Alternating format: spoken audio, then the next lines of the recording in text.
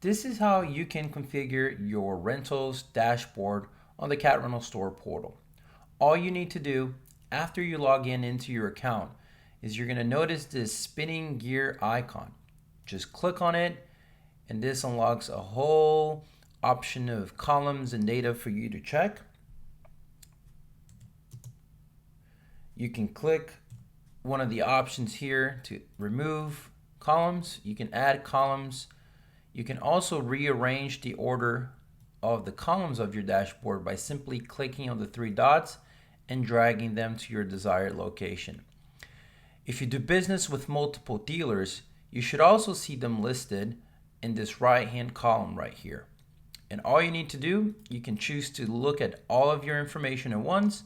You can also choose specific dealers, or you can just look at specific accounts within the same dealer. So there's a lot of options available to you. Once you're ready to make your decisions and changes, just hit save, and your dashboard will be updated for you.